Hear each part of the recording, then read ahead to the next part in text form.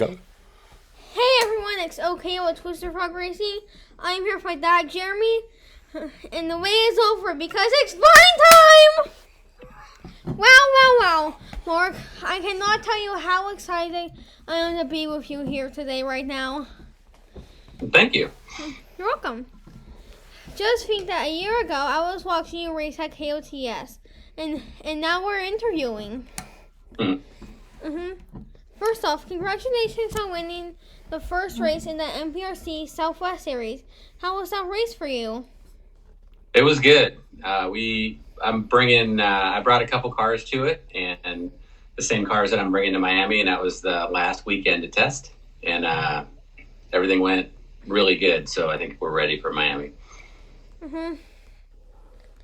This year we have our first ever MPRC Point Series Championship. The kickoff race was at Irwindale. Is at Irwindale. Irwindale, hosted by the first family of RC, the Christies. This is your big chance at the kickoff race. Wait, that's the same line. This is your big chance at winning our first official championship. Tell me your thoughts on the first year national MPRC Championship Series. So Irwindale last year was an awesome race. Kyle Christie put it on. So I think that being the first race is going to be awesome. There's a lot of races going on throughout the U.S. I'm about 99% sure I'm going to be at that Irwindale race because I really like Kyle Christie's events. And Irwindale was awesome last year. So I'm excited to attend that and see how the points stack up as we go through everything. And I can't wait to watch it from my couch. Time to bring out the popcorn. So are you going to try to make all of the MPRC Point Series races? I think so. We were kind of laying out a calendar, and some of them overlap each other, so it's difficult to hit them all. I know there's a Houston race going at the same time as that Irwindale race, but I'm going to be moving at around that time, and it's easier for me to deal with driving to the Irwindale race than flying out to Houston. So chances are I think we're going to go to the Irwindale race. But I know there's a lot of fast people going to Houston also. But I think I heard that Dibbs and Rockwell and some of the kind of big name guys are going out to Irwindale, and I want to put my car up against them and see everything turns out. So I think that's going to be the race to go to. Wait, you're moving as in like the house that we can see behind you is not yeah, the house. I think I'm moving right down the road to a different house, and we're going to have a little bit better layout, I think, for me to do some videos and some things. So I'm excited to make the move and kind of build a YouTube channel or kind of do some of the things that you guys are doing. So that's, I'm waiting to move to start that. So you'll still be with your neighbors? What was that? You'll still be with your neighbors? I'll have new neighbors. I'm moving. How far? Only a couple miles away. Aww. Mark, I met you at Fall Nationals, another race that the Christies threw. That was the first time you had lost an event on that road, if my memory is correct. You seem very caught off guard at how much power the McMahon guys were able to throw at you. Do you think you have enough to dominate this year, or do you think it's going to be a battle each and every time you race? Well, recently I changed power from Phantom that I had a long relationship with and went to R1. And the R1 power seems to be a little bit easier to deal with. So I'm confident I have enough power to pretty much compete with the best of them in the U.S. It's all about how you get it to the ground. And that race, that is correct. That is the first time that I lost on that road. And it wasn't about horsepower on that road. It's about tune and traction, and it's a very tricky road to get down. So I've had very good luck on that road in the past, and that was people were getting extremely fast. So it was a matter of time before somebody got me because everybody's putting in a lot of time to go real fast. That road shows what MPRC is about. Not about Mark Vyne losing, but about like how it's not just a battle to get like a one-turn motor to make your tires go. Remember, not everybody can see what you're doing. Yeah, for those of you who are watching and can't see me, I was just spinning my hand around really fast. You actually need like traction and good tuning in your ESC to get down that road instead of just like a one-turn motor. Yeah, and I have teammates that help, right? So I have Frank Greer that's really good at traction. So on that road, his knowledge helps everybody a ton to get all that power down to the road. Frank, if you're watching this, I really like your pink lemonade, except sometimes it makes me thirsty for actual lemonade. Thought I'd have some here, but I have it all packed away from the race. Drink. Yeah, there you go. That's it. Yeah, there's the pink lemonade. In 2021, I won the RC Bracket Series Championship, so I'm starting to learn what it takes to win a series. I think you could have a shot at winning the series. I know I wouldn't bet against you. What do you think about bracket racing as a way to get new racers into the sport? I think bracket racing is awesome because you can take any type of car at any speed and compete, and it's more about learning how to race and how to line up and having a good reaction time and having the ability to read what your car is going to do, so you get as close to the dial in as you can. So the experience you get from bracket racing transfers over into the normal race, the heads up style racing, and the better you get at bracket racing and the stuff you learn from bracket racing will make you a better heads up racer. Okay. It's what gave him the confidence to go to Outlaw, right, bud? Yeah. I actually have my 13.5 car with me right now. But again, nobody else can see it but him. That thing looks awesome. All right, keep going. We keep talking about that. That's why we're going to go to the dual screen. Okay, next. Okay. Mark, can you tell us how and when you got started in RC no prep drag racing? I think it was I want to say it's about 3 years ago. I went out and watched a race that Coy here locally puts on, AZRC. It's AZRC. And he's the longest standing or the first drag racing venue that I know of. So I watched one of his races, watched a few people. I think it was 20 or 30 people at the time. Wow. And that had, like, when you sign up, I think I was like number 50 or 49 for the number on his attendance. And now it's like 3 or 4. It's some crazy now that, people have registered to sign up. So the numbers have gotten pretty nuts. But yeah, Coy's road, we still race on the same road. And I was hooked when I saw it. I told myself I'm going to have a car the next race. And I built a TLR car and raced that for a while. Became pretty competitive and then generated the carbon chassis, the bullet chassis, and kind of went from there. But yeah, Coy's race, I watched that one time and knew that I was going to put a lot of time into this. It was really cool. Why do you think no prep has blown up so suddenly? Like, it was just like slowly rising and boom, off the charts.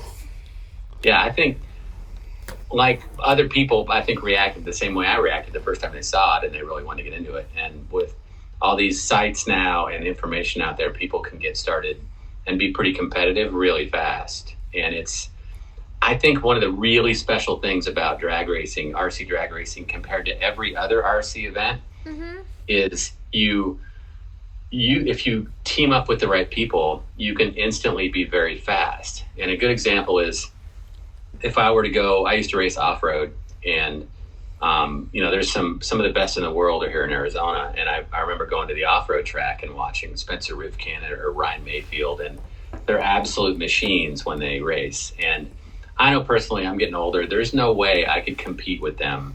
Even in my prime, I don't think I could do what they do. They are an anomaly of RC where they're extremely talented. And you have to be, there's a few dozen people with that talent in the nation or in the world, for that matter, that can compete at that level because of their skill. And when you take drag racing, I can take somebody that's never even held an RC radio and make them extremely competitive with the right car and the right setup. And they can go win a lot of money. And it's something that no other brand of RC or type of RC has, where there's money involved and you can instantly be extremely competitive if you get the right car set up. So it's more of a mechanical thing than it is a hand-eye coordination. You still have to have great reaction time and you have to be a good driver, but it's not the only thing.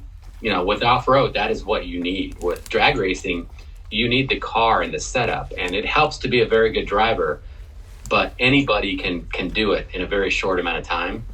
So I think it's blown up because people see that and go, "Oh, I can do that. I can go straight down the track." But it's hard, but it's possible for somebody to be extremely competitive in a very short amount of time. Yeah.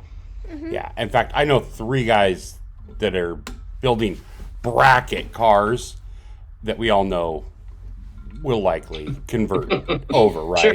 That's a good step into it, right? Where they get used to it. You don't have to line up with some sub 2 car right away.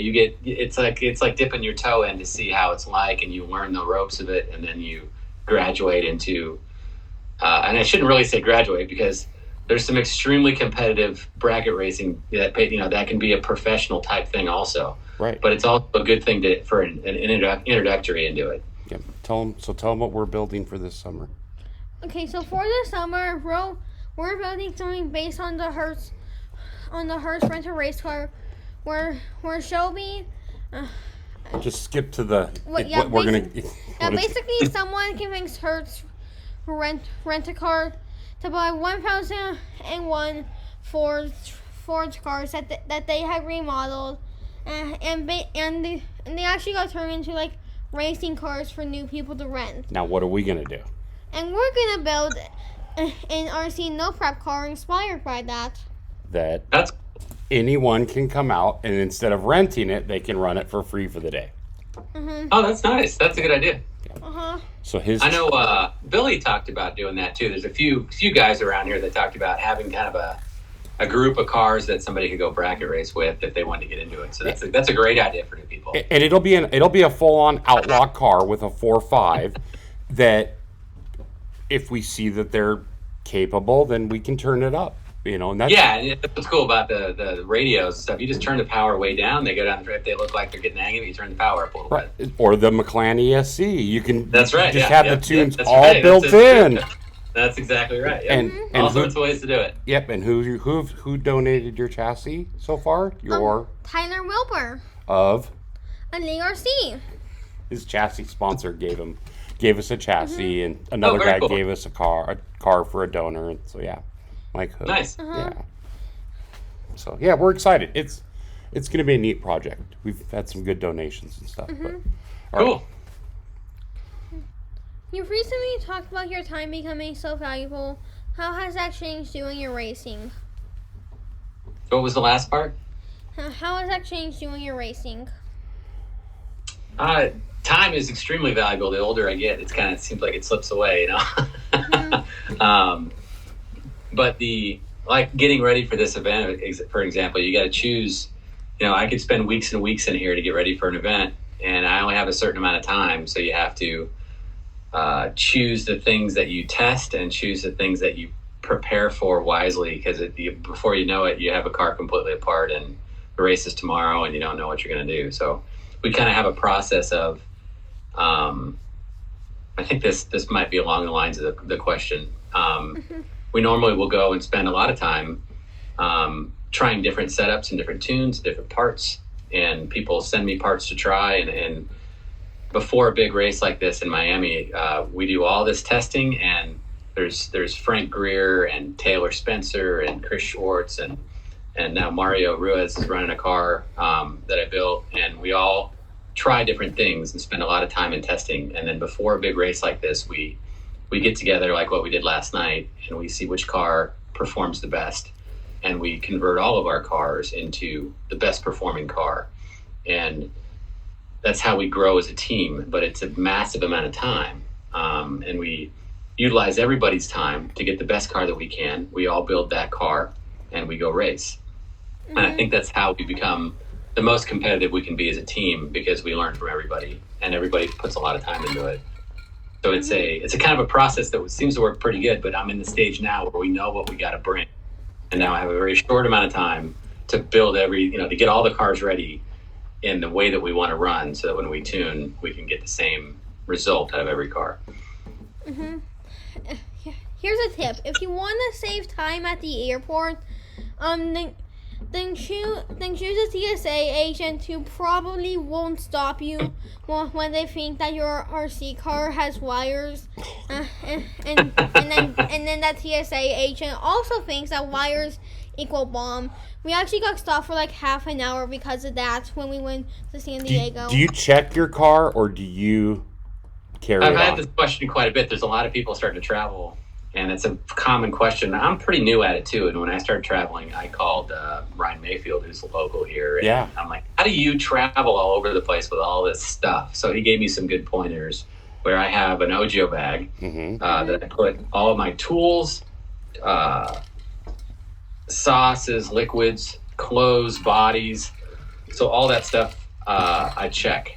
And then the carry-on stuff is the car, and I'll take the wheelie bar off the car. Yep. And the wheels off the car. So the car is fairly small. I'll put the car, the radio, the batteries, and the controller in a bag that I carry. Yep. Those are kind of the perishable items that I don't get thrown around, and everything else can be checked. And if it's banged around a little, it doesn't hurt it. That seems to work well, and I haven't had too many people stop. The thing that they don't like is the radio, because it's got a handle. It's like a pistol. Oh, yeah, they didn't give us a hard time about the radio. It was the car. They freaked. Really? They checked it. They seem to check the radio and the batteries pretty heavily. And that's good. I mean, I don't mind that. That's great, So far, I haven't lost anything. Yeah, no, we just ran into a overzealous Seattle TSA agent who saw lots of... I've traveled maybe... a half dozen to a dozen times, and the only problem I had was I was overweight once, and they wanted to charge me a lot of money. And when I pulled my tools out, that's another thing, is you don't want to carry on tools. You have to check. And I pulled my tools out to see if it would make weight, and the girl put the thing on the conveyor before I knew what was going on, and I still had my tools in my hands. I'm like, I can't carry these on. And they're like, yeah, you got to check another bag. So it was a nightmare to get my tools over to the right, side, but. Other than that, I think that's my only problem I've had. It's been pretty smooth other than that. Okay. Mm-hmm. Mark, you are a part of a team called Team AZ with Christopher Schwartz, Taylor Spencer, and Frank Greer. How was Team AZ started? So that's a great question. I think funny. It's a good story. So. No team was, I was on my own, and I was out at a race with Frank, and we've always been good friends, me and Frank and all the Tucson guys and Taylor. And Frank was always kind of known for traction, and I could have a good mile an hour, and me and Frank raced, and he beat me, and he beat me by like 1/100th of a second. It was a super close race. Like, you couldn't tell who won if the clock wasn't running, right? It was. And when I looked at the ticket, I think he went a little bit faster. He went like 100th of a second, but I had like 8 miles an hour more than he did. And I remember saying to him, man, if we teamed up, if I had your launch and you had my horsepower, we'd be deadly. So that kind of started it. And from there, we each brought in people, and a few people have gone in and out of the team, but me and Frank have kind of been the core of it. And there's been a few that have come in and helped and learned from us and helped us, and then gone off and their own thing. And the funny thing is, we share a lot of information, and people have, talked to me about why do you share so much, and how do you keep an edge on the competition with the stuff that you share? And me and Frank have kind of realized that it's changing so much, and we figure out different things so much as being a team and combining efforts with this team, that what was valid a few months ago or isn't valid anymore, and we figured out better ways to do it. So this machine of a team continues to innovate, and it allows us to share a lot of information and not really worry about getting it taken from us because we're constantly evolving. So it's a cool situation. And it started with me and Frank racing each other and figuring out we both have different strengths and we'd be better together. And it's been a cool ride ever since. We've done a lot of good things. Well, that kind of covers, but go ahead. How does being part of a team help your racing? Pretty much. Oh, yeah. Well, and the other thing that does, I can go more into that. Yeah. We, like we a lot of us have the same sponsors, but some of us have different sponsors, and some of us aren't sponsored in certain areas. So a good example is, me and Frank are R1 sponsored, and we're Team GFRP sponsored. But there could be a motor or a battery that we really want to try, and we don't want to go. If somebody sees my car with something other than an R1 in it, that could be, it could look bad for R1. So Chris Schwartz isn't sponsored by R1. He could go try a Phantom motor or try a knuckle battery or something that we might think is better. And it allows us to test new products without giving the wrong impression that we're not following what our sponsors do for us, right? And our sponsors allow us, it's kind of a cool circle of things where I get all these products sent and we try and find the best stuff and we choose the sponsors. And the sponsors choose us, but I feel we have some of the best products out there, if not the best products out there, because of all this testing that happens. But so you have to respect, I wouldn't go race with a motive motor in my car or something because R1 has given so much to us.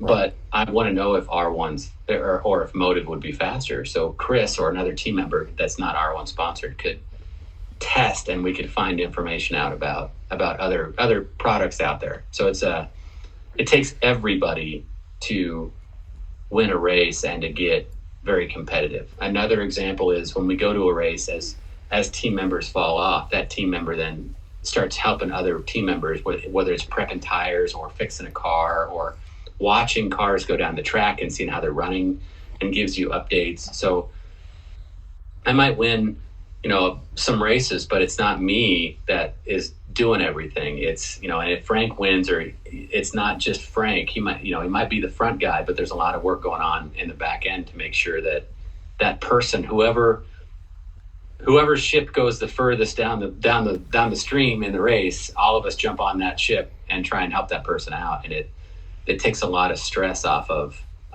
the person running, where they can concentrate on just racing. So it's a big advantage. It's a really good system that helps get you to the end. Mm-hmm. Mark, what haven't you accomplished quite yet that you would like to? You kind of cut out a little bit. Would you say that again? Mark, what haven't you accomplished just quite yet that you really want to accomplish? That's a good question.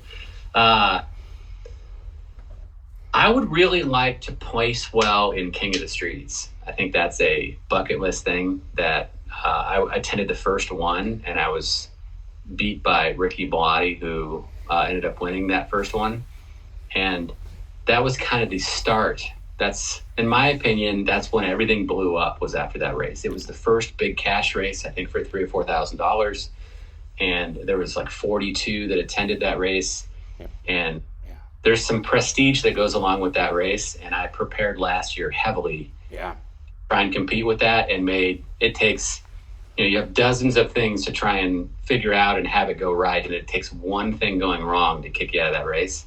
And I made a very stupid mistake that kicked me out of that race. And I want to, this year, perform and maybe get in the top 5 or top 3, or, one of these years, I would love to place well, have a memorable placement in that event. Because I think the people that win that, I think it's the most prestigious race. It's what started it all. And it's the most brutal race because it's a winner take all. You got one shot at it. And no buyback. There's not a lot of practice in it. Like it's a mentally brutal race. So it's something that people that win it are kind of entrenched in history of, they won that race. And I want to, if I could choose one race to win, it would be that one. Yeah. Mm-hmm. I think it's great that Team GFRP updates the cars as the team drivers find advantages. Can you tell me about that process? The process of upgrading the car, updating the car? Yeah, like what you guys are doing with the team for the Apollo chassis. Like, as you guys find things, Yeah. how are you taking those updates to Okay. them? That's a good question. So I think one of the advantages of the car, like what I've seen, I was with the Bullet, not that I was on my own, but it was a creation of a lot of time and the setup I put out there for people. And I kind of felt like it was me figuring it out. And it worked out well, and it was an extremely competitive car. And then when I moved to GFRP, there's this team of extremely talented people that have already figured out a lot of things. And one name that I throw around a lot because the guy is impressive to me is Frank Ulbrich. So when I got the car, Chris Sanchez, another team member, gave me his setup and very detailed. And I went out and won the first race that I ever ran with it. The first time it made a full pass down that track, down any track, was at the event, and I ended up winning that race. And it was, That's right. for me, it was extremely impressive Yeah. that I could take a car I don't know anything about and take a guy's setup that he shares with me and win an event.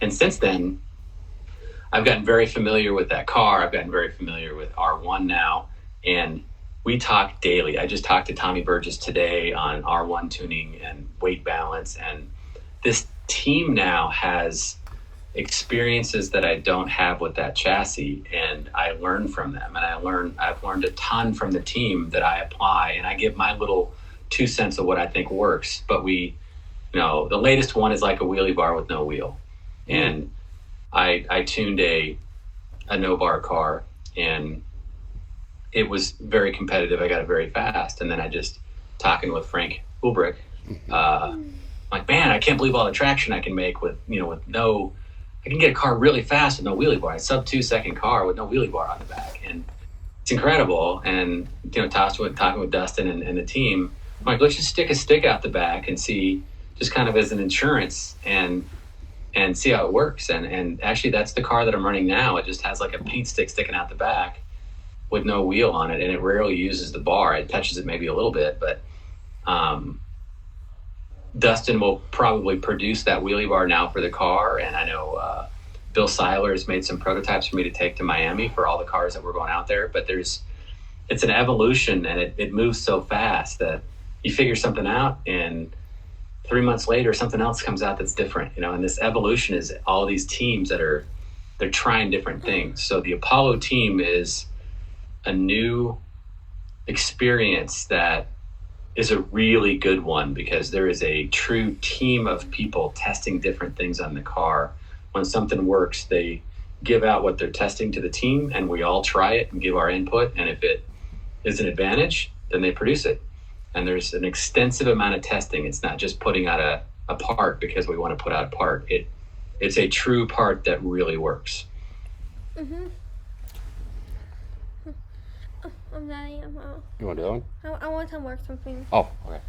So Mark, when you were talking about no bar, that actually reminded me of a story back in my old 13.5 days, about why 13.5 cars should really deserve wheelie bars.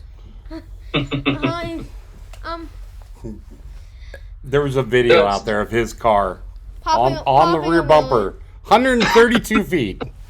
He was very proud. I think everybody should tune a 13.5 car or a no bar type car, because I learned a ton from tuning that type of car. There's a lot of value to that. Oh, yeah. About transferring the weight and, Yep. And how much traction you can actually make with not a lot of weight on the back. It doesn't take piling a bunch of weight on the back to make traction.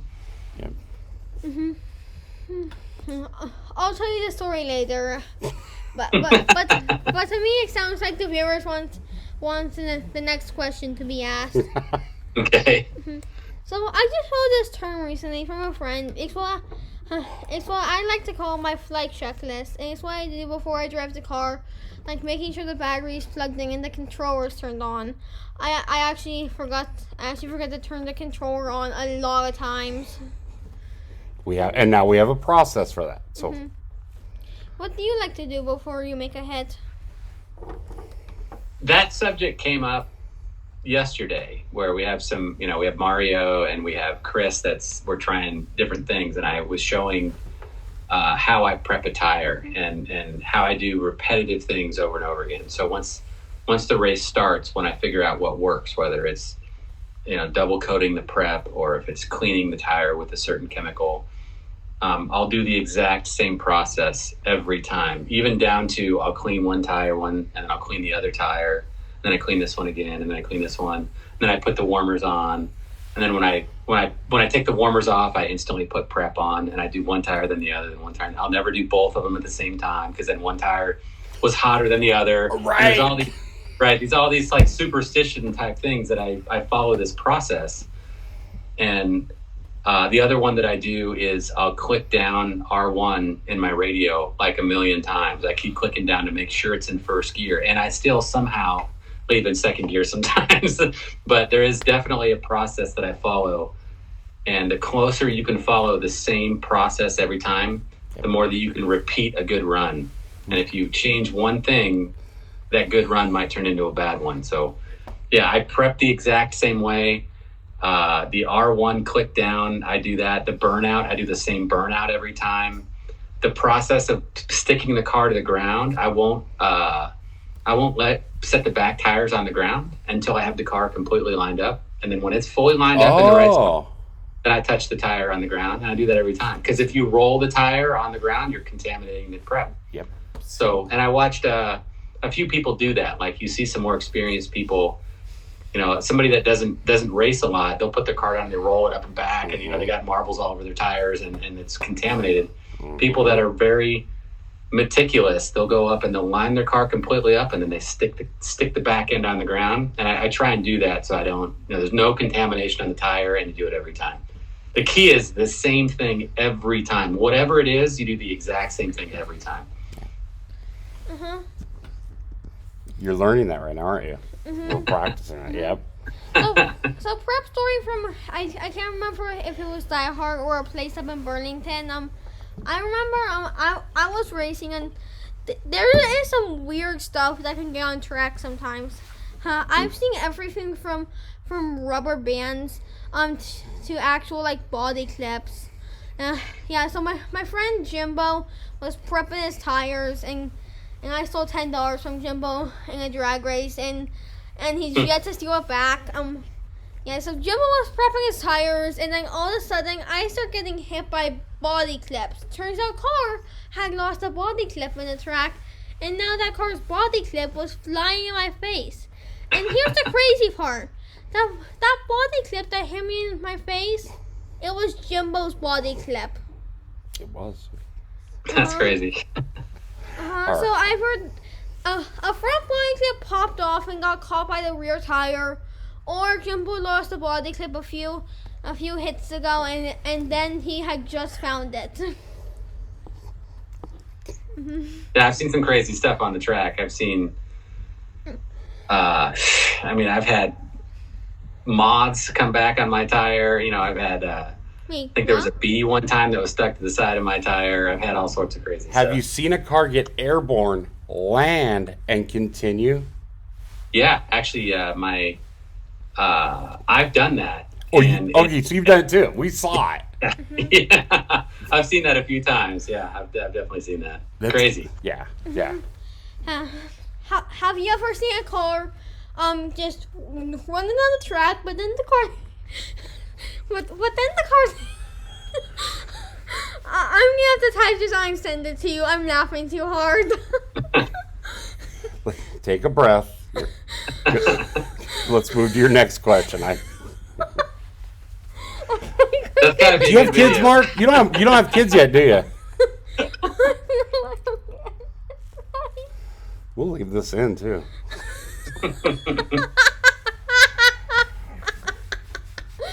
Yeah.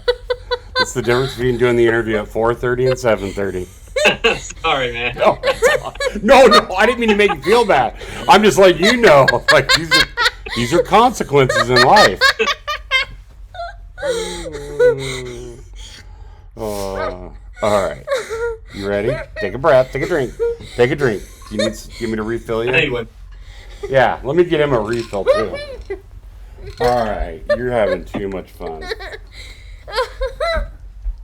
All right, it's your asking about. Get ready. Start asking about the series of questions you're gonna ask. Finally, I stopped laughing. Oh my goodness. Okay. Oh yeah. Where were we? So I want to ask you a series of questions I like to ask a lot of racers. First off, were you surprised to see RC companies wait so long to jump into the market? Yeah, I think nobody realized how big it was going to be. So I can understand their hesitation in not producing a lot till it became really popular. But yeah, it's growing so fast. I can't see how a company wouldn't want to be involved with this now. Mm-hmm. Front and rear shock oil weight? What weights do you run? In your shocks. That changes on the type of piston you put in the shock. So you can, I'm running a 4-hole piston with 100-weight front and back. And the shock thing can get really complex, but I like to run a certain weight oil, anywhere from 80 to 150, and then I'll change the piston to get the shock to feel right. There's different characteristics when the oil viscosity or the oil weight changes. So if you run a really light oil with a really small hole in the piston, you'll get a lot of pack. And if you run a really heavy oil with a really big hole, it'll still feel the same. It'll move up and down about the same, but the characteristics of the shock are different. So run about 100 weight. And have you noticed how a lot of people have, like, the spectrum of super stiff shock in the front, you know what I mean? Like, it just seems like in the past year, the reason him and I talked about leaving this question in is because it just seems so funny how in the past year that has changed, and you've seen so many people go in circles. They're all getting faster, but some of them, you know what I mean? Like, it's just, and so shock oil and spring are important, and it is changing. And it's like when this first started, I saw cars that were really fast with super stiff suspension, like you couldn't even hardly move it. And as the geometry becomes more and more correct, I think the really stiff oil was kind of a band-aid for the wrong geometry. And as things become more and more correct, you don't need the shock to bind as much, and then it loads the suspension correct, where now the shock is actually doing a job of holding the car stable and absorbing the bounce and the bumps, and they're not using it to try and hold the suspension arm in one spot or something. So now, I mean, it's evolved to where the shock's functioning much better now than it was with the shock. You know, I saw some of these first cars, the shocks wouldn't even hardly work. It was like diff oil in the shocks, and it's just basically a locked up suspension. But now there's a benefit to the shocks. Which brings you to the next question. What diff fluid weight do you run? 200,000 seems to be about right. The stiffer the oil, the car doesn't like to turn as much, and the thinner the oil, you can get kind of a walk back and forth in the top end if it's too light. So I like 200,000. It keeps the car stable on the top, and I can still turn it a little bit. And this is 200K. Yeah, that's kind of, and that's, I think, getting back to what you were just saying. Now that people are starting to get these cars to work, the lock diffs, and you know what I mean, and you want the car to move the way it's supposed to move, right? Is that kind of like I've run a lock diff, and Frank Greer runs a lot of lock diff stuff, and there's some benefits to it, but I always thought that if you lock the diff, the tire diameter becomes extremely critical because there's no give between each side. So if one tire is slightly bigger, smaller than the other, it's going to want to turn. And then I did run a locked diff.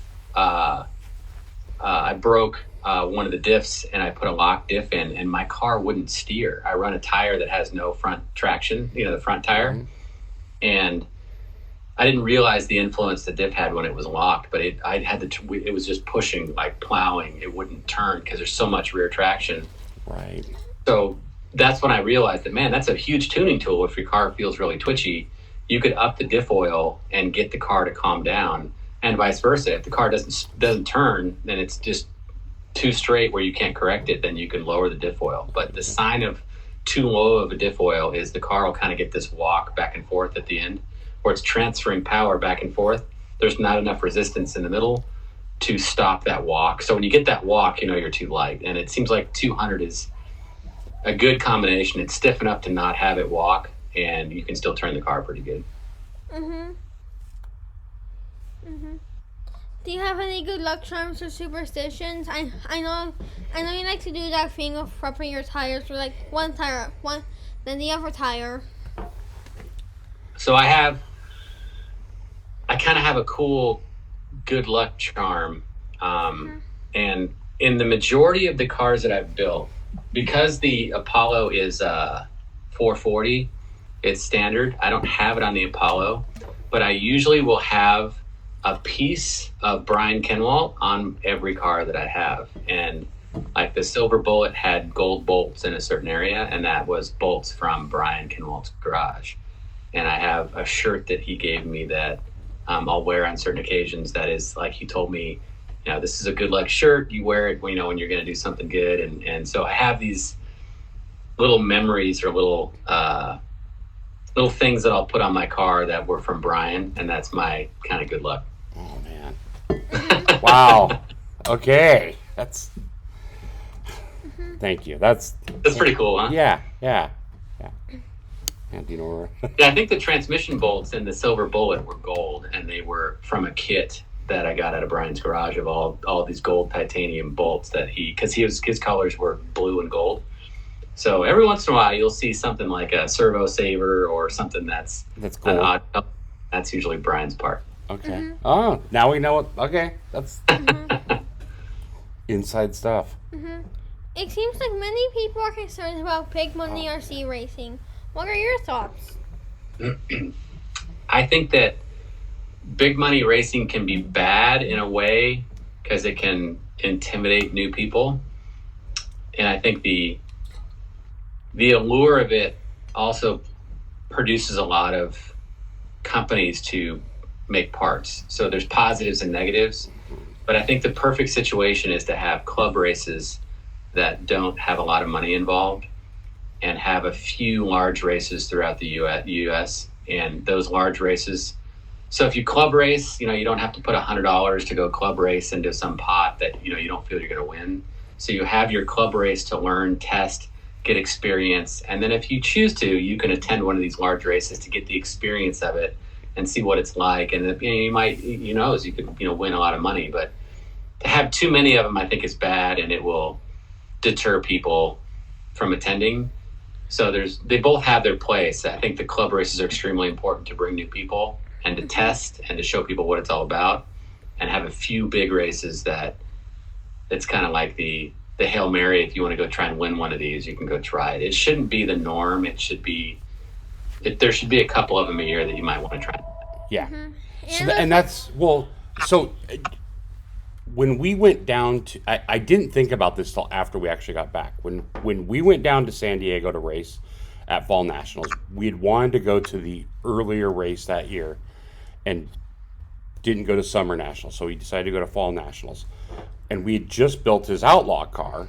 And so it was like, oh, he wants to race Outlaw. Because he was going to, in Summer Nationals, he was going to race his 13.5. Well, once we built an Outlaw, he was like, I want nothing to do with that 13.5. I want to race Outlaw. Yeah. So we tested every single weekend for an entire day. Colin had to give us his secret spot of an indoor covered garage by his house. I mean, we were going, yeah. We're not I know. You can get that out of the video. But you know, it was just, and so we fly all the way to San Diego, and it was all about the experience.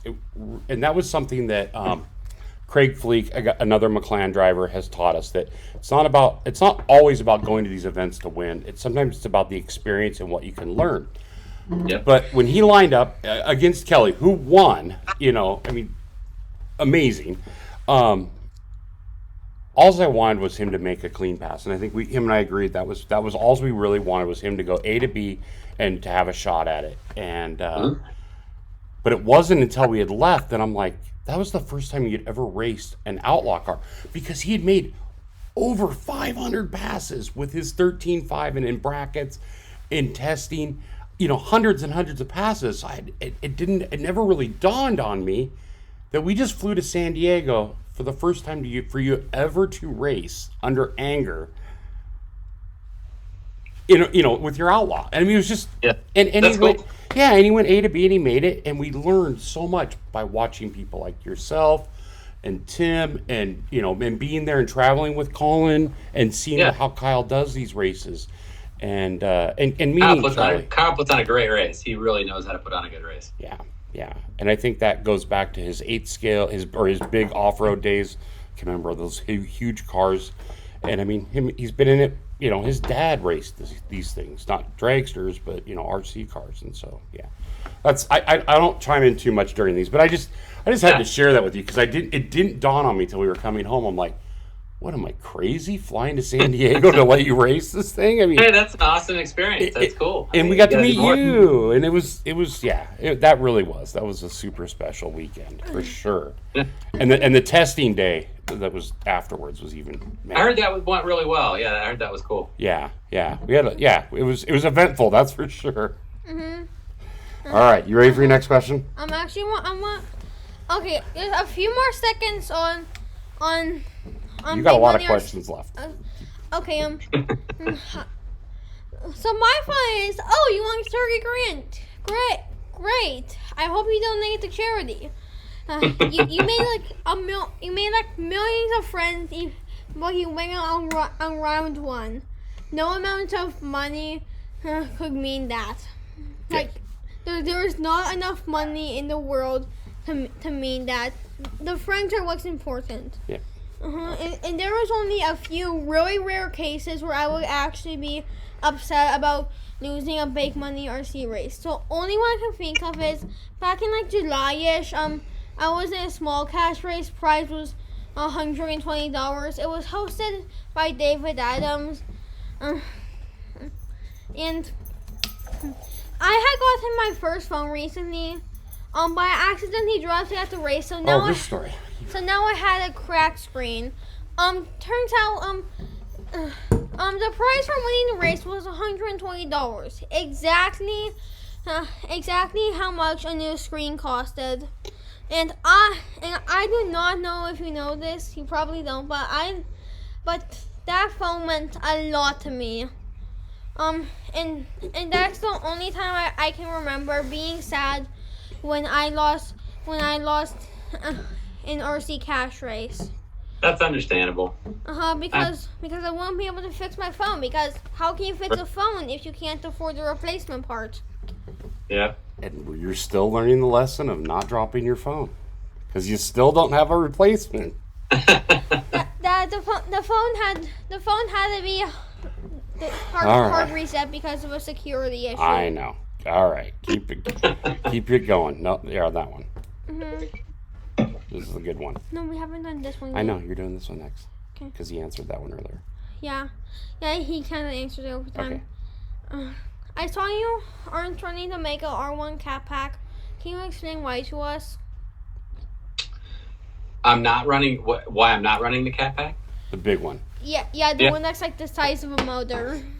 Yeah, so they make 2 of them. They make a 30 and a 60. And I used to run huge cat packs in testing to try. I think in the last King of the Streets, I had one that was the size of my battery in the car. And the theory was that the cap would hold voltage better during a hard load of current. And it does. But in testing, what we found is when you pull energy out of the cap and then the system relaxes and it doesn't have the pull, you have to fill the cap pack back up.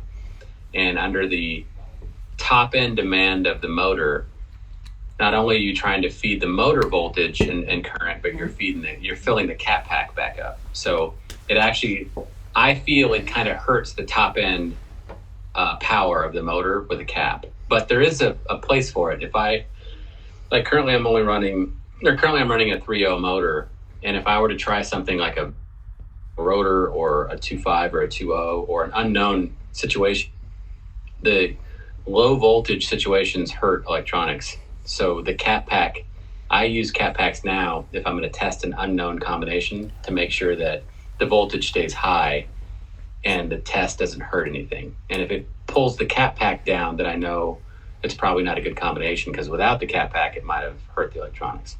Wow, I use it now more in testing than I do in actually racing, to figure out. It's like a safety measure in testing. Okay, and it's a lot of weight you're carrying. Yeah, I'm real big on weight right now. The car, I'm bringing 2 cars to Miami, and one of them is minimum weight. The car I've been racing is at minimum weight. So weight means a lot to me right now. Also, Mark, I think I'm ready to tell you the story that I kept laughing when I tried to tell you. Oh boy, here we go. So basically, me and some friends from the RC track decided to go testing at Die Hard, and by the way, that includes the owner of Die Hard. So Brett was completely okay. Brett decided to make a test hit by himself because the rest of us were prepping tires. Except that's the day when we found out that Brett's car's true calling was being a bird. Because Brett's car, it did like the first 20 feet good or so, but then the car decided that it wanted to turn into a bird, so the car just started randomly spinning, then got liftoff, flew over the center line, and then flew over the roll, and then ended up in the grass next to the track. It was the biggest air we've seen. It was definitely I've done more before, yeah. Fly pretty far. And that's the day that we found out that Brett's car's true calling was being a bird. Oh, that was okay. So, read that. So this is a great place to ask you questions from your friends and fans. Okay. Toxotero of 5-Star Chassis asks, since transitioning to R1, what are the biggest noticeable differences between your previous power plant and the new one? That's a good question. I can see, I didn't realize that timing was so important on the top end of power, and the combination that I was running, I could not get the top end drive of what the R1 can do at 30 degrees timing. So changing over to R1 and being able to add a lot of timing in the motor at the end changed a lot. I think I picked up at an average probably 5 miles an hour over what I used to run, a considerable change. So I'm learning a lot from the team of R1 and the team of GFRP, because the majority of them were running high timed motors. So the learning curve was pretty quick, but the result, the power that R1's making, I think is second to none. I'm confident. Again, there was a time in 2021 where I would show up to a race and I was confident I made the most power, and then R1 came out and kind of took that and made a considerable amount more power than what I could figure out. So now when I go to a race, again, I feel confident that I have the top end power and the most power out of anybody there. So it gives you a confidence that I can, just about every pass that I do now is over 80 miles an hour. And I couldn't do that without this combination. So it was the right change for now. But the stuff changes so fast, you never know. Phantom and Tekin, I know Tekin just unlocked timing in their RX-8 now. I hear that. So it is monthly, if not even weekly, things change. But as of right now, I'm extremely happy with R1 power. It's for the first time in a while, I can say it's more power than I can put down on the ground. Because you never know what somebody else is doing if you're not with them. Yeah. I try to be as loyal as I can to companies, and Troy at Phantom had been extremely good company, good guy, and we tried to figure out how to make the power with that combination. But eventually, it's like I gotta go where the power is and learn and see how they're doing this. So that was probably one of the harder decisions to make, was to leave Phantom and Tekin, but I'm happy with the result, the product. I'm here to show people. I kind of pride myself. I want to show people what the best products are and what's the fastest combinations. And things change, and I got to stay with what I feel is the fastest combinations. I mean, I owe it to people that buy products that I run to try and find the best products I can find. And I think right now I'm with the best that's out there. Uncle Dave Logston of McLaren Racing asked, how important do you think an anti-roll bar is to a car that is properly set up? So the anti-roll bar is the super heavy sway bar that you put on the rear suspension. And on a rear motor car, I ran it because the weight bias was heavy towards the back, and I could get a little bit more stability. On the mid motor cars that I'm running now, I don't run an anti-roll bar. And I believe GFRP makes one, but there's nobody on the team really running it. I think because the weight is more forward, if the car is set up correct and the center of gravity is so low in the car, I don't think it's needed. I don't think it would hurt, but I don't think it's going to be that active. And there's a, not to get too far into like off-road setups, or on-road setups, but when you put a sway bar, if you do an easier, like a softer sway bar, how you would tune some of the, like an on-road car is a good example. If the car would push, you would actually put a sway bar on the back. You'd stiffen the back, and the front would get more traction. Yep. The front. So putting a huge bar on the back, I would think in certain situations it could actually give the front more bite. And I don't want, this is a little bit different application because there's not a lot of weight on the front. Right. But I want the back to be able to move with what it needs to move to keep the tires planted. So if the front end was planted good on the ground, I would want a front sway bar so that sway bar would hold the back tires on the ground. It would give the back more traction. So this is a different application because the front is so light under power that I think the anti-roll bar could be useful. But with a really low center of gravity car that's set up right, I don't see. It's not broken. I don't see a fix there because it runs good without it. Okay. Yeah. Colin Branch, also of McLaren Racing, asked, do you think your belt drive car would be competitive today? Yeah, very competitive. Yeah, there's a.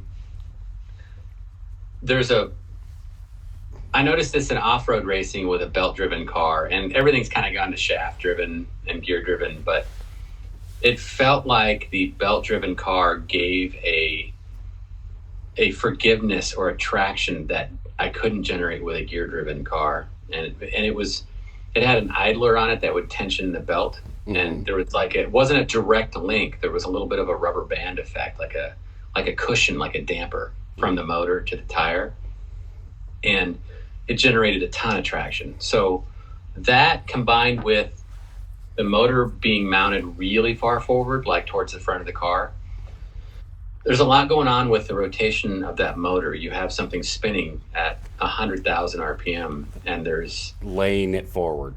Not to get too far into it, but there's a gyroscopic effect to that, and there's an inertia effect to that. And when you move that, that's the different. One of the main differences between a rear motor and a 3-gear to a 4-gear when you flip the motor rotation around in the car.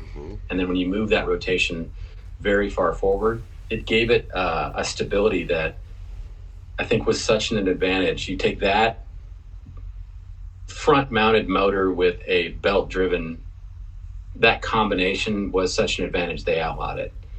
So if I progressed with that and put time into that I put with a gearbox, I'm extremely confident I could make a belt-driven car go faster than what these cars are going now. Do you think, though, it's better for what no prep is kind of supposed to? I mean, what at least I'm 100% supportive with that decision, and I think there's been a lot of controversy with different rules, and every year it seems like January is a tough time in NPRC because that's what out and everybody's upset.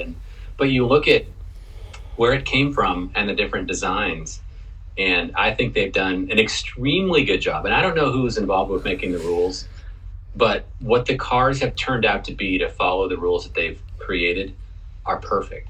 It's we went through these phases of, okay, you have to run a gearbox, and then should you run aluminum or carbon? Should we allow carbon? And then it's the huge wings and the canards in the front, and you go through all these, and then the huge, there was no definition in some of these rules. Not to go down the rule, but there's a lot of good in the rule thing where the rules were nothing at the first race, and there's all sorts of crazy stuff. And then they saw, it's like the rule makers kind of guided this class to what it is today. And if they allowed these certain things, then these cars could look completely different.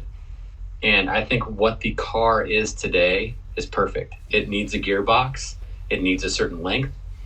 They didn't have a wheelie bar limit at a certain time, so I made an obnoxious wheelie bar that was stupid fast to kind of show them that there needs to be some sort of definition.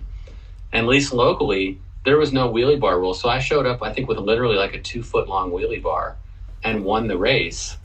And people were upset saying, oh, you're cheating, but it's not cheating if it's not in the rules. There needs to be rules that define what the car needs to be. And as these weird things came out, like huge wings or real long big wheels in the wheelie bar, and then it forced them to make a rule to not allow it if that's not what they wanted the class to be. And so what we ended up with today is a really good set of rules that makes a car that's attractive to everybody, where it looks cool, it has the openness to be innovative, and the end result. And I even brought a car. It has the end result of the car that we want to see. It's cool looking. I even brought this obnoxious wheelie bar to King of the Streets, and the car was extremely fast, and there was no rule against it. And I showed it to Tyler Z out of respect to him. I'm like, I don't know if you're going to allow this or not, but this is one of the cars that I brought.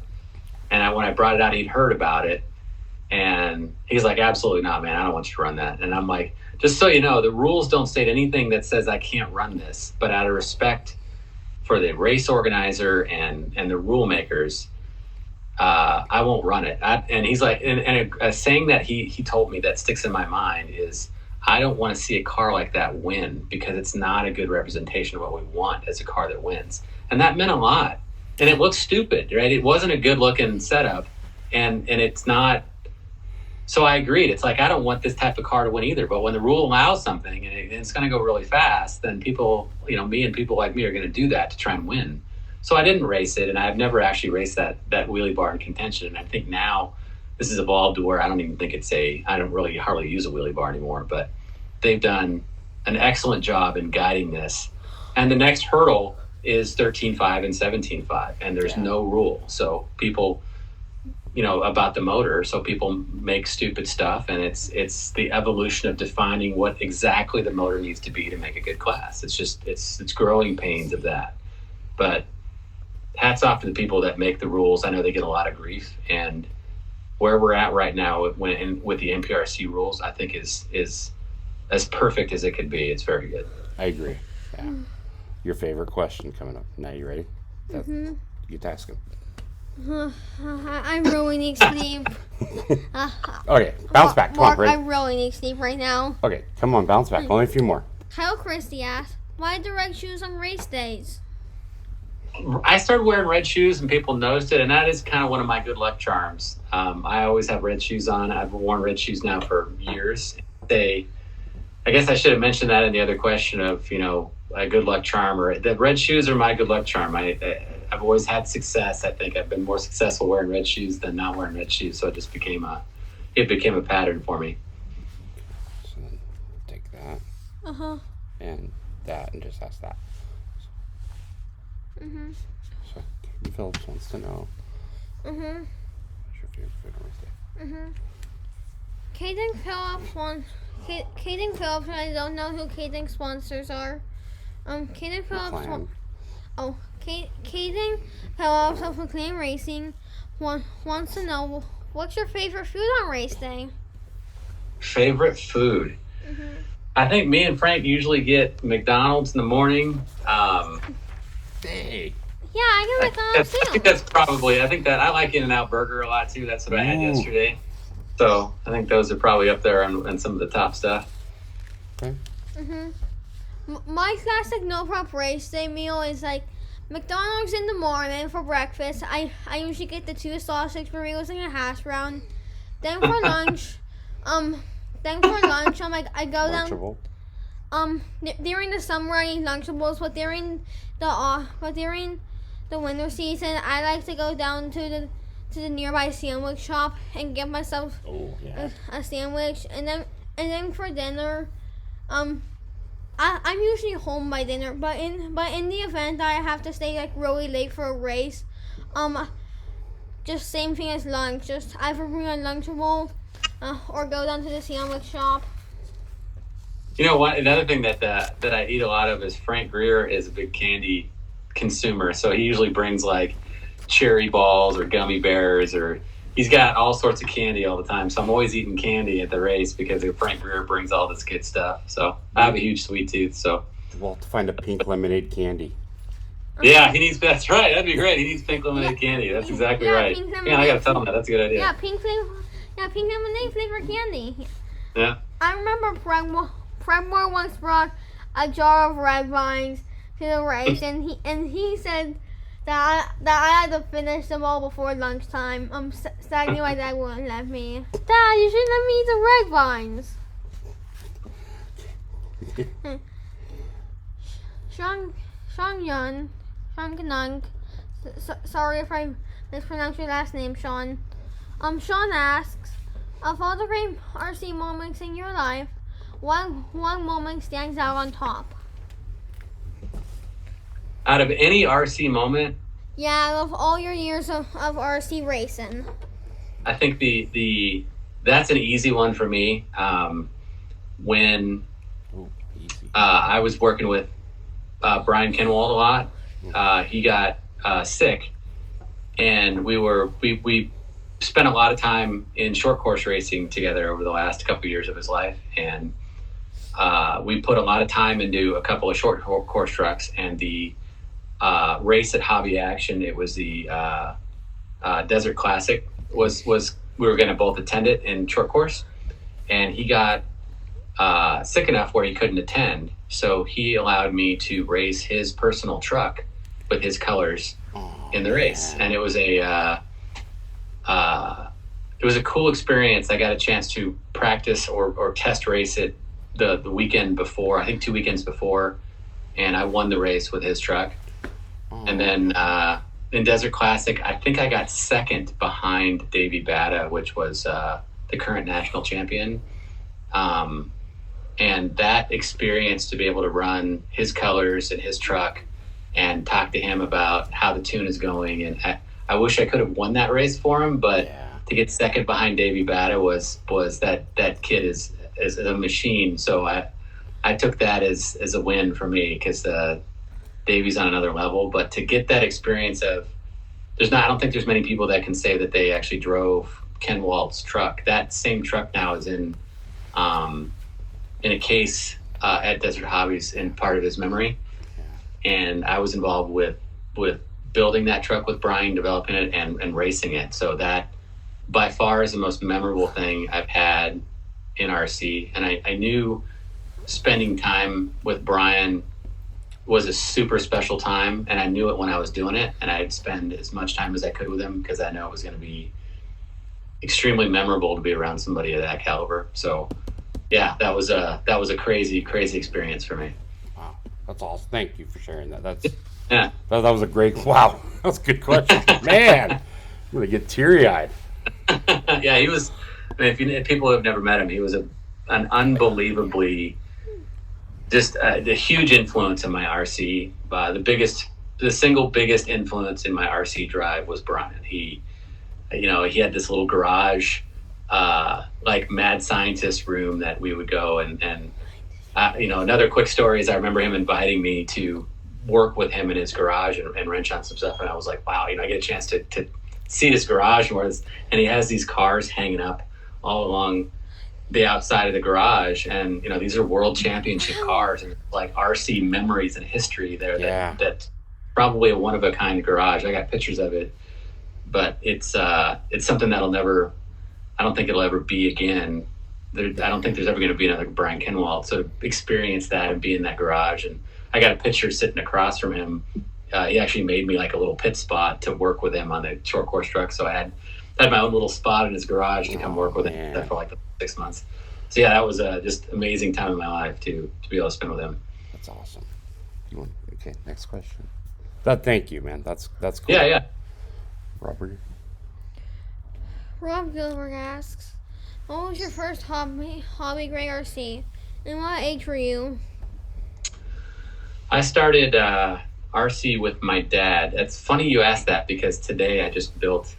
So I was just with my dad today, and my first RC hobby was RC airplanes with my dad. Mm-hmm. And we would go every Sunday and fly at Mesa Community College here in Arizona. And I did that for years. And we ended up racing, pylon racing RC airplanes a little bit later. But just today, through Horizon Hobbies, I bought a couple airplanes and stuff. So we built some electric planes today. I was just over at my dad's house a couple hours ago. So we're going to start flying RC airplanes again 40 years later. That's pretty cool. That is pretty cool. Okay. I seriously need sleep. How am I gonna make it through the rest of this interview? There's four more questions, dude. We got it. These are all of his fans wanted to ask you to ask these questions. Come on. I know I am gonna ask him. I just seriously need sleep, Dad. I know. You can sleep tonight. You'll sleep when you're dead. But Dad, that's not for another 80 years. Chris Trudeau.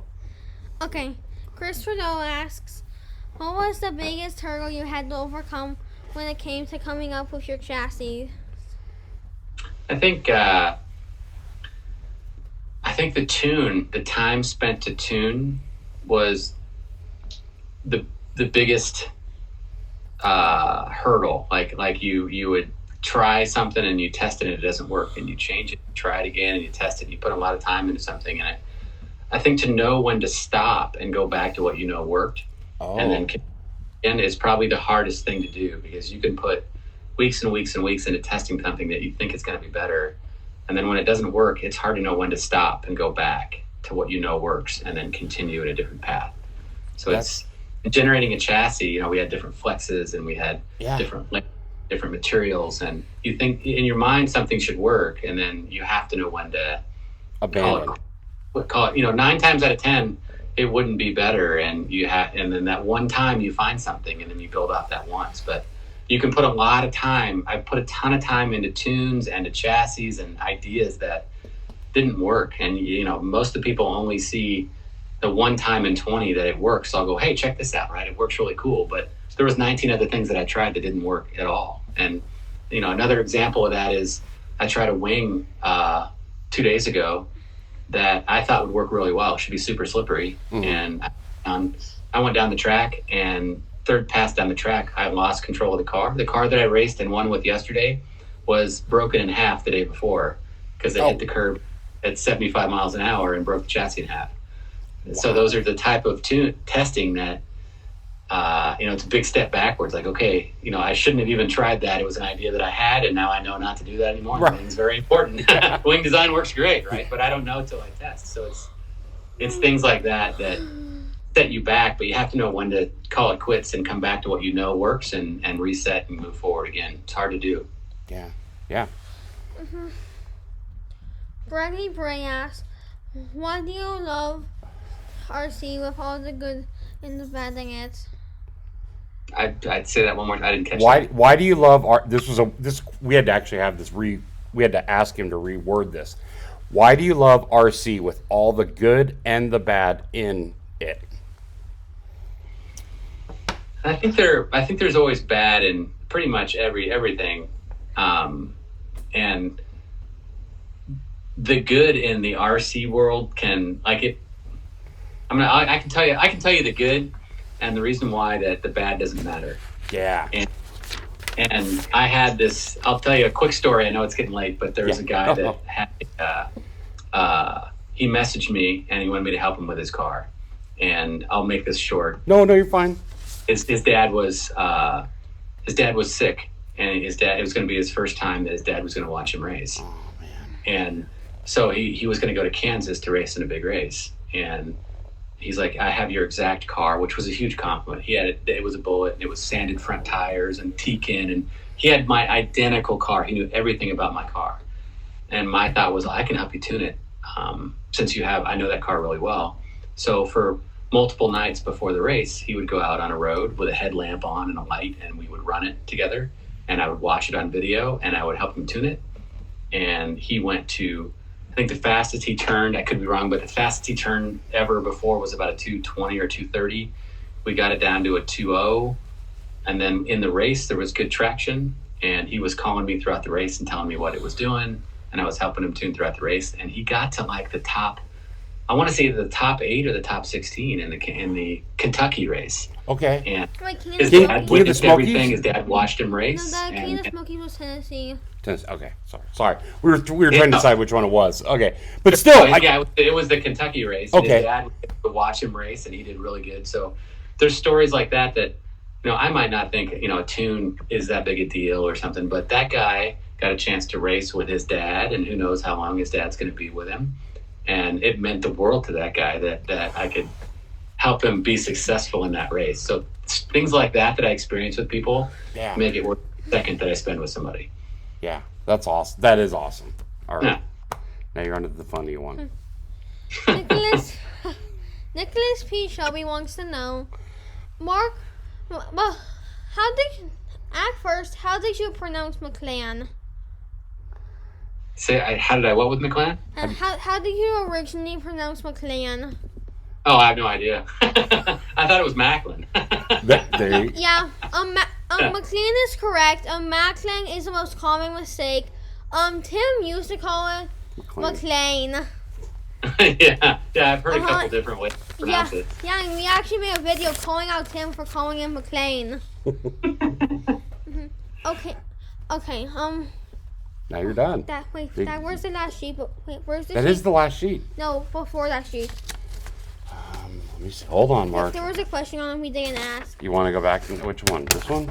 I'm asking these 2 questions on behalf of Kate and Philip. Oh, okay. Who asked them earlier. Well, first, one of them was already asked, but first, one of them was asked by Sean. But what was your best no prep race, and who was it against? Oh, that's a good question. Ooh. Man, I've had so many different races. That is tough. I think probably one of the more recent ones that's memorable for me is the race in Rancho Cucamonga against Jordan Yancey. He's a tough guy. Yeah, I think watching Jordan's race, I was racing, it was the first time racing the Apollo, and I had the Silver Bullet with me too. And I had a clean race against Jordan with the Silver Bullet, and he beat me by a lot with his R1 car, I believe. And watching his car go down the track, I remember thinking, I can't beat that. That thing is super, super fast. And he ended up making a mistake where I was able to win that event. But watching his car, and I've told him this before, watching how fast his car was one of the deciding factors in changing to R1 to see how fast his car actually was. And I think on a clean run on that road, I don't think he's beatable. Like, it was that fast. So wow. That was memorable to see. That actually changed my path of what power I want to run watching Jordan's car and how much he beat my Silver Bullet by. That was definitely, at least recently, that was a very memorable race for me. Okay, Mark, before we finish, is there anything you would like to add or anyone you would want to thank?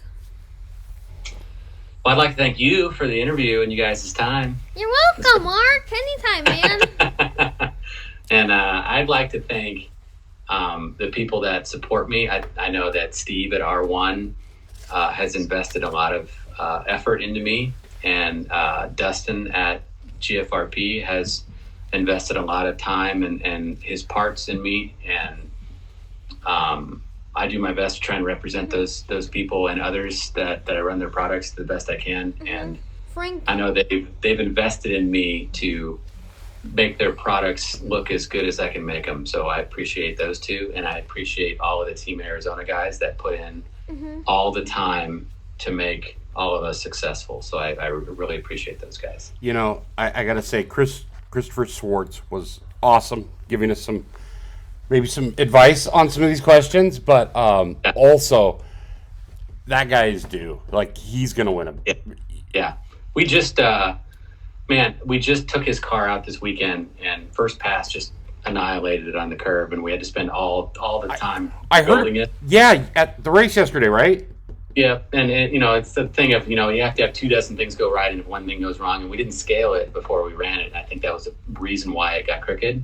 Oh, man. But he's very fast. He's going to Miami with us with a hell of a car. Very fast. Cool. So I think, he's due. He's going to win one of these real soon because he's very fast.